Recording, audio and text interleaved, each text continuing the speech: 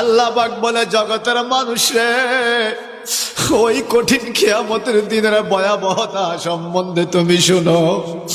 যেদিন ইসরাফিল ফেরেশতা বাঁশির মধ্যে ফু দিবে, ইয়াউমা ইউনফাকু ফিস-সূরি ফাতাতুনা আফওয়াজা, মানুষগুলো দলে দলে কাতারে কাতারে, জামাতিন মুখতালিফাতিন, ভিন্ন ভিন্ন জামাতে, ভিন্ন ভিন্ন দলে দলে, মিন কুবুরিকুম ইলাল মাওয়াফিক, এই কবর থেকে উঠে কিয়ামতের ময়দানের দিকে দৌড়াইতে থাকবে।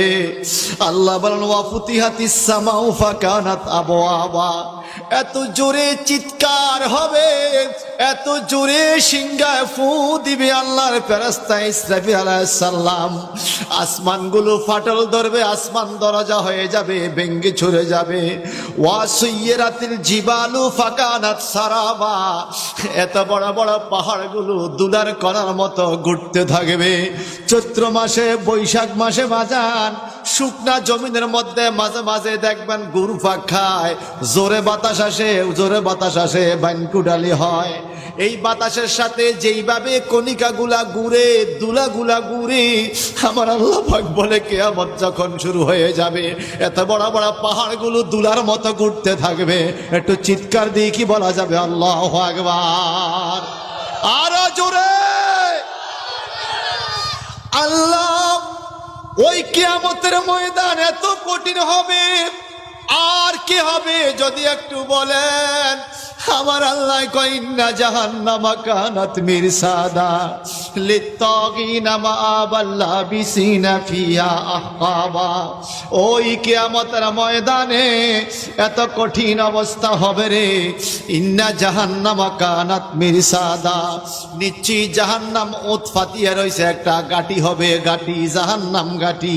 যেমন আপনারা বড়ুরার মানুষ মাঝে মাঝে বলেন, বড়ুরার মাটি সুন্নি জামাতের ঘাটি। গাটি মানি যেখানে অভাব নাই, যেখানে অভাব নাই। আল্লাহ বলে, ইন্না জাহান্নামা কানাত মিরসাদা, নিশ্চয়ই জাহান্নাম হইল একটা ঘাটি। কাদের জন্য ঘাটি?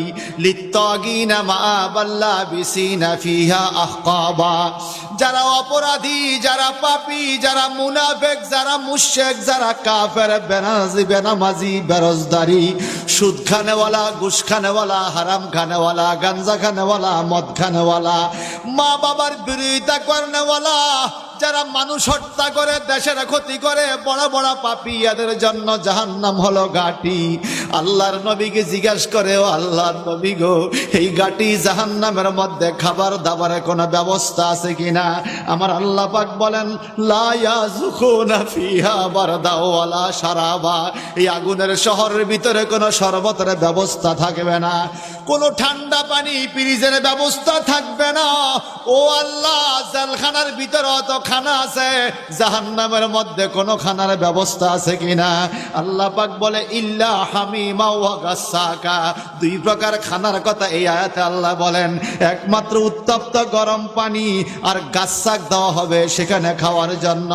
কেমন গরম পানি, কেমন গরম পানি!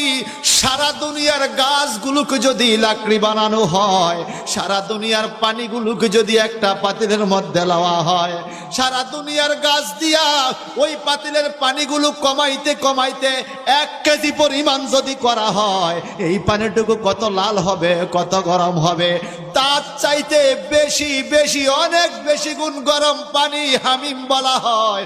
নবীজি বলেন, এই হামিমের থেকে একটা ফোঁটা পানি যদি কারো মাথার মধ্যে পড়ে, এই মাথার মগজটা মাঝে মাঝে গলিয়া, সাথে সাথে গলিয়া তার পেটের মধ্যে চলে যাবে। পেটের মধ্যে যাইয়া পেটের নাড়ি বুড়ি গলিয়া গলিয়া টুকরা টুকরা হইয়া পায়খানার রাস্তা দিয়া সাথে সাথে বেরিয়ে যাবে। এই গরম পানির এত কষ্ট হবে! একটু জবানটা বড় করে কন আল্লাহু আকবার।